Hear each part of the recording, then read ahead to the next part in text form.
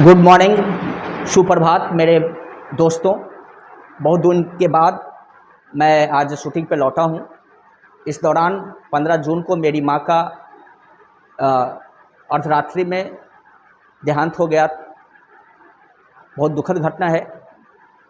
माँ जो हमारी जननी है, उनका हमारा साथ खत्म हो गया है, लेकिन उनका आशीर्वाद हमेशा बना रहेगा। ये मेरी पूरी आशा है।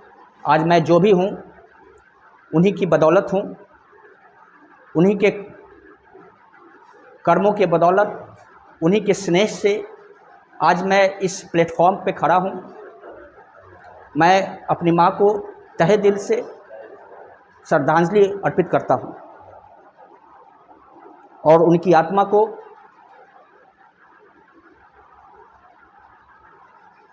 मैं ज़्यादा नहीं बोलूँगा। आज हम लोग जो क्लास में पढ़ने वाले हैं वो हमारे क्लास 11th का एक बहुत इम्पॉर्टेंट टॉपिक है, वेक्टर एंड स्केलर चैप्टर का। वो है that is product of two vectors. Product of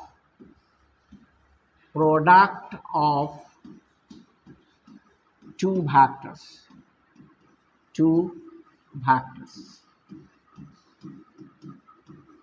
okay, product of two vectors. तो हम लोग बात करेंगे प्रोडक्ट ऑफ टू वेक्टर्स, दो वेक्टर्स का प्रोडक्ट की बात करेंगे, प्रोडक्ट ऑफ टू वेक्टर्स। चलिए, तो देखो हम लोग अभी तक आप जब 10th क्लास में थे, अप टू 10th क्लास में, तो आपने पढ़ा है अलजेब्रा में कि 2 × 3 बराबर भी 6 होता है और 2 × 3 भी कितना होता है, 6 होता है। ये अपना शशि कपूर वाला स्टाइल है।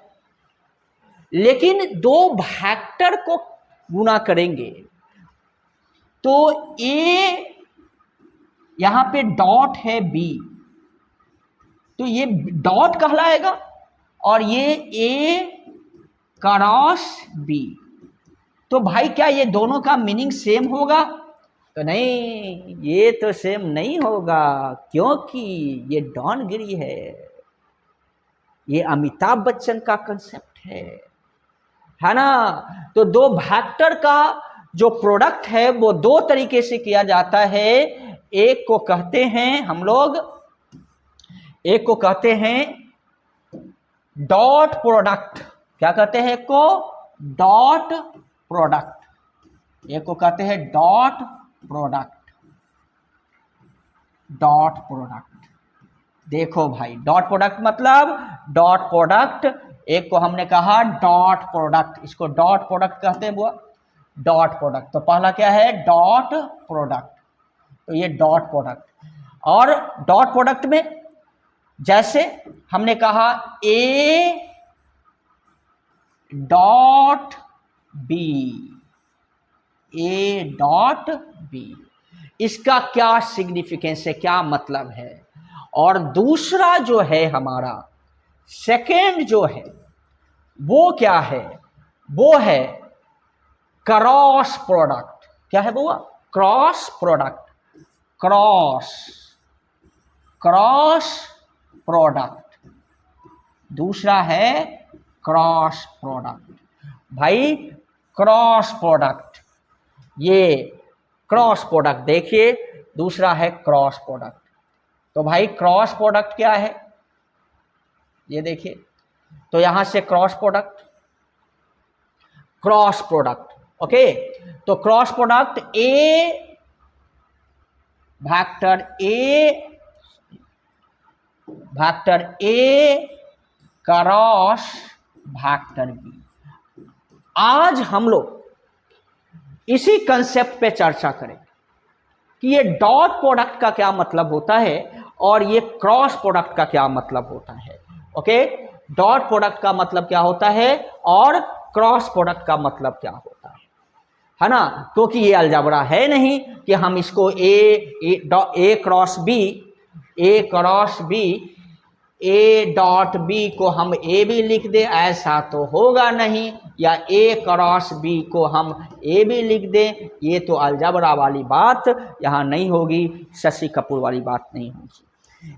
ये वेक्टर है, हमारे फिजिक्स का पटरी है, और इनके बिना हमारे इस फिजिक्स रूपी ट्रेन कभी नहीं चलेगा भाई। तो चलिए हम लोग देखते हैं सबसे पहले डॉट प्रोडक्ट का मतलब। किसका मतलब समझेंगे हम लोग? डॉट प्रोडक्ट का क्या मतलब है। तो सबसे पहले हम लोग देखेंगे डॉट प्रोडक्ट। तो भाई डॉट प्रोडक्ट क्या है? तो पहले हम लोग क्या देखेंगे? Dot product.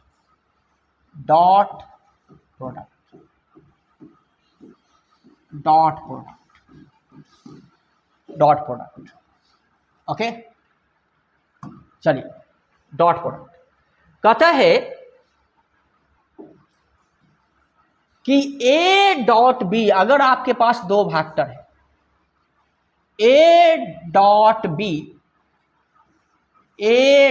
B is defined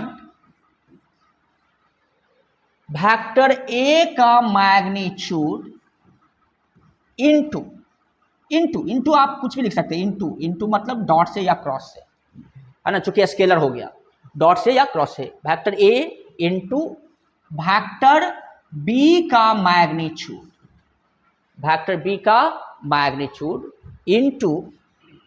into cos theta, into cos theta.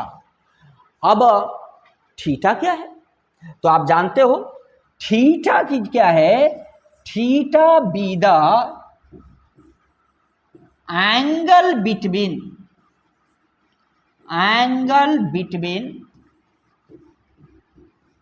Theta be the angle between vector A and vector B. Theta जो है वो वेक्टर ए और वेक्टर बी के बीच का क्या है? एंगल है। तो थीटा क्या है भाई? वेक्टर ए और वेक्टर बी के बीच का एंगल है।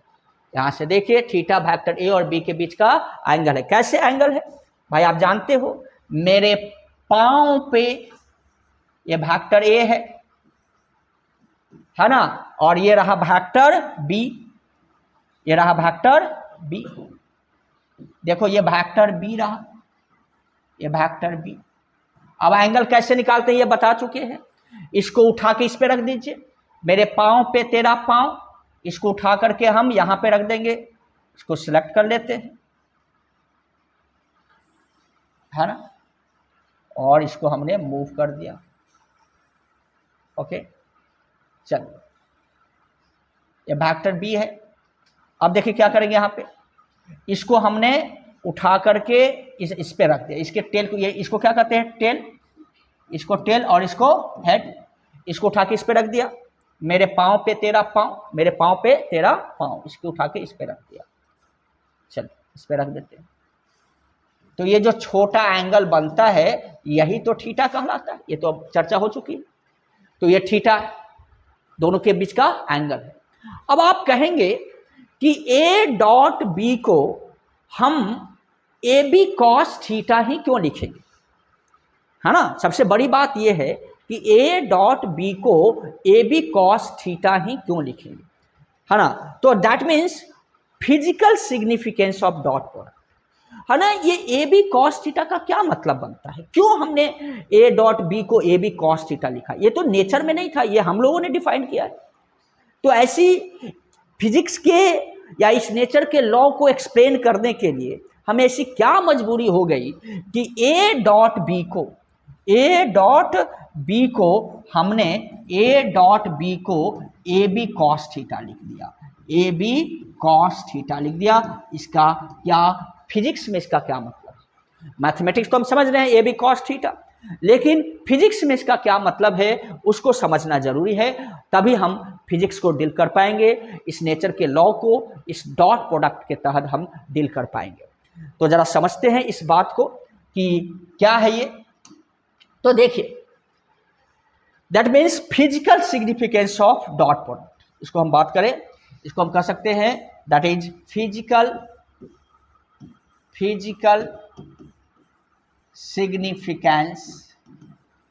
significance of dot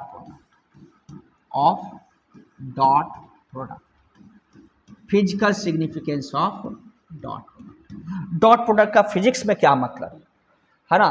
तो देखो फिजिक्स में इसका क्या मतलब है हम वो समझने जा रहे हैं, है ना। तो physical significance of dot product, physics में इसका क्या मतलब है, okay, physical significance of dot product. तो देखो क्या मतलब है इसका, ये रहा आपका वेक्टर ए, ये रहा वेक्टर ए, ये रहा वेक्टर ए, ओके, और ये है वेक्टर बी, हमने टेल पे टेल रख दिया, ये है वेक्टर बी, ये वेक्टर, ये वेक्टर, और ये आपका इस दोनों के बीच का क्या है, एंगल है, ठीक है, ये इसके दोनों के बीच का एंगल। मान लेते हैं ये ओ ए है और ये ओ बी है, ये मान लो ये बी, तो ओ ए बराबर, तो साफ साफ दिख रहा है कि ओ ए जो है वो वेक्टर ए का मैग्नीट्यूड है, दैट इज ए, और ओ बी जो है, ये जो ओ बी है वो वेक्टर बी का मैग्नीट्यूड है, that is B, vector B का मैग्नीट्यूड। चलिए ये मैग्नीट्यूड है। अब हमने क्या किया कि जरा देखो इसके हेड से, ये इसका क्या है, हेड है, ये इसका हेड है और ये इसका टेल है। हमने इसके हेड से इस पे परपेंडिकुलर डाल दिया, किस पे, ओ ए पे। जब हम परपेंडिकुलर डालेंगे बाबू, ये हमने क्या किया, परपेंडिकुलर डाल दिया, ये परपेंडिकुलर डाल, देखिए बी सी, तो क्या हमने बी सी जो है हमारा परपेंडिकुलर है ओ ए पे, ओ ए परपेंडिकुलर। तो अब जानते हो आपका इसका परपेंडिकुलर हमने बताया है कि इसका दो कंपोनेंट हो गया, एक कंपोनेंट जो है वो ये हो गया, एक कंपोनेंट हमारा ये हो गया ओ सी, और एक कंपोनेंट जो है इसका हो गया ये, एक कंपोनेंट हो गया ये वाला, दैट इज सी बी, एक कंपोनेंट सी बी, क्लियर। अब ये ओ सी जो है, O C is the, O C क्या है, ओ सी आपका वेक्टर बी का कंपोनेंट है, मैग्नीट्यूड ऑफ, ओ सी क्या है, मैग्नीट्यूड ऑफ कंपोनेंट, वैल्यू है इसलिए magnitude, magnitude of component of vector B along vector A, है कि नहीं। देखो B का E वाला इफेक्ट इधर वाला ऐसे था, इसका E वाला जो इफेक्ट है OC जो कि छोटा दिख रहा है, इतना है ना, वेक्टर B इतना है, लेकिन उसका इफेक्ट इस डायरेक्शन में कम है ना। तो वो कम इफेक्ट कितना है, that is the magnitude of component of vector B along vector ए, वो है कितना। तो आप पढ़े हो कि ये कितना है, अगर इस ट्रायंगल में देखें तो कॉस थीटा बराबर, इस ट्रायंगल में अगर आप देखोगे बउआ तो यहां से आप लिख सकते हो कि कॉस थीटा बराबर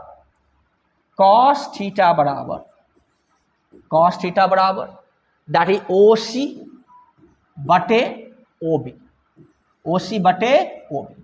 तो इसका मतलब है ओ सी बटे ओ बी, इसलिए ओ बी, इसलिए ओ सी बराबर लिख सकते हैं O B into cos theta, O C बराबर O B into cos theta. मतलब यहां से आप लिख सकते हो ओ सी बराबर ओ बी कॉस थीटा, मतलब ओ सी बराबर, आप यहां से लिख सकते हो ओ सी बराबर ओ बी कितना है, बी कॉस थीटा। तो बी कॉस थीटा कंफर्म हो गया कि कंपोनेंट है, कंपोनेंट का वैल्यू है, कंपोनेंट है, component of vector B along vector A, along vector A. इसका मतलब जरा देखिए, इसका मतलब ये हुआ कि ए डॉट बी, इसका मतलब कि ए dot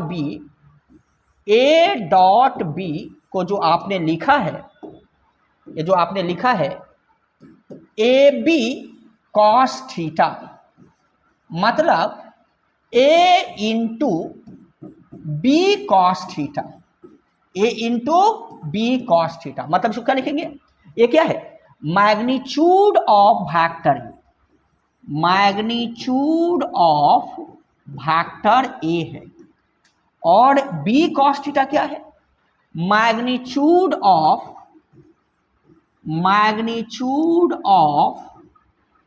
component, magnitude of component of vector B along vector A. इसका क्या मतलब हुआ, इसका मतलब यह हुआ कि अगर दो वेक्टर का डॉट प्रोडक्ट अगर हम लिखते हैं ए बी कॉस थीटा, तो ये है वेक्टर ए और ये है वेक्टर बी, तो भाई इसका मैग्नीट्यूड, एक वेक्टर का मैग्नीट्यूड और दूसरे वेक्टर का वह कंपोनेंट जो इसके डायरेक्शन में है ये वेक्टर बी, लेकिन उसका वो कंपोनेंट जो किसके डायरेक्शन में है, इसके डायरेक्शन में है, उस दोनों को अगर गुणा करने की जरूरत हो जाए, ए का मैग्नीट्यूड और बी का वह कंपोनेंट जो ए के डायरेक्शन में है, उसको गुणा करने की जरूरत हो जाए, तो हम डॉट प्रोडक्ट का इस्तेमाल करेंगे। इसको अगर हम सिमिलरली अगर कहें, तो सिमिलरली हम ये भी कह सकते हैं कि ए डॉट बी, सिमिलरली अगर हम ये भी कह सकते हैं इसको कि अगर ये मान लिया जाए वेक्टर ए है, ये वेक्टर ए है और ये आपका वेक्टर बी है, ये आपका वेक्टर बी है। अब और हम क्या किया कि ये ओ ए है, ये ओ बी है, अब हम अगर हम इससे इस पे परपेंडिकुलर डाल दें, अब इससे इस पे परपेंडिकुलर डाल दें, देखो इससे इस पे परपेंडिकुलर डाल दें, तो ये मान लो डी है, ये डी है, तो ये एक वेक्टर हो गया और इसके हेड पे एक वेक्टर हो गया ये वाला, और इसके हेड पे इसका टेल है, तो ये भी रिजल्टेंट हो गया, ये एंगल है, ये एंगल है। मतलब यहाँ पे कि इसको हम ये भी लिख सकते हैं कि देखो ये जो ओडी है, ओडी बराबर फिर हो जाएगा ये ए कॉस थीटा हो जाएगा, ए कॉस थीटा हो जाएगा। तो ए डॉट बी को अगर हम यहां से लिखें, ए डॉट बी को वेक्टर ए का मैग्नीट्यूड इंटू बी का मैग्नीट्यूड इंटू कॉस थीटा, तो इसको आप ये भी लिख सकते हो भाई, इसको आप ये भी लिख सकते हो कि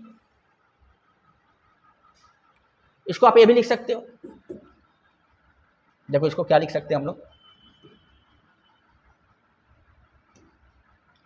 इसको हम ये भी लिख सकते हैं यहां से,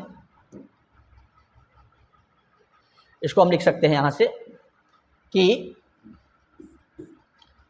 ए कॉस थीटा इंटू बी या बी इंटू ए कॉस थीटा। तो ये क्या हो जाएगा भाई, ये हो जाएगा अगर बी का मैग्नीट्यूड और ए का वह कंपोनेंट जो बी के डायरेक्शन में है, मतलब ओ बी और ये हो गया ओ बी, इसको अगर हम लिखें ये ओ बी हो गया और ये हो गया O D, O B into O D, O B into ये डी है बउआ, डी है, O B into O D.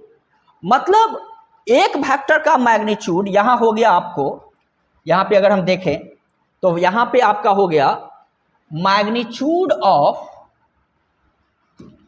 यहां पे हो गया आपका मैग्नीट्यूड ऑफ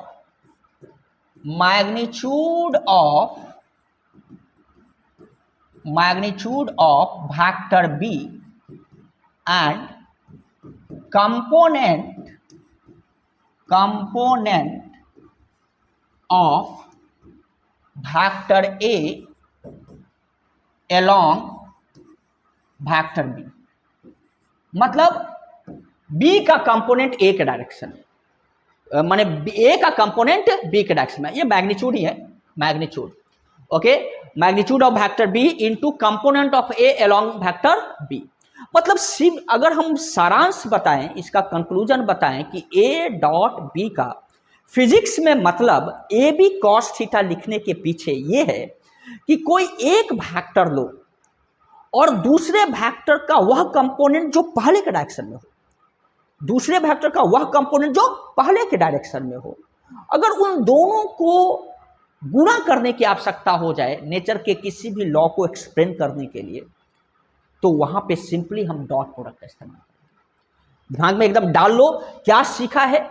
सीखा यह है हम लोगों ने कि अगर दो वेक्टर है और दो वेक्टर में किसी एक वेक्टर का मैग्नीट्यूड, किसी एक वेक्टर का मैग्नीट्यूड, किसी एक वेक्टर के मैग्नीट्यूड में, किसी एक वेक्टर के मैग्नीट्यूड में दूसरे वेक्टर का वह कंपोनेंट जो पहले वेक्टर के डायरेक्शन में है उससे अगर हम मल्टीप्लाई करते, मतलब अगर वेक्टर ए है, जरा देखो यहां पे, अगर वेक्टर ए है, मतलब यहां से क्लियर हो रहा है कि अगर ये वेक्टर ए है, ये वेक्टर ए है, ये वेक्टर ए है, तो हमको बी का वह कंपोनेंट चाहिए जो इसके डायरेक्शन में है। मतलब ओ ए को हम ओ सी से मल्टीप्लाई कर रहे हैं, ओ ए को अगर मल्टीप्लाई कर दें ओ सी से तो ए डॉट बी हुआ।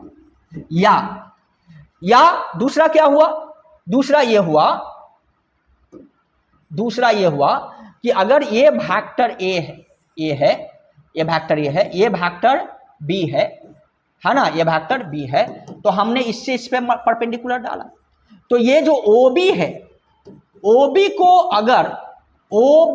अगर हम ओ डी से गुना कर दें तो ये हमारा ए डॉट बी।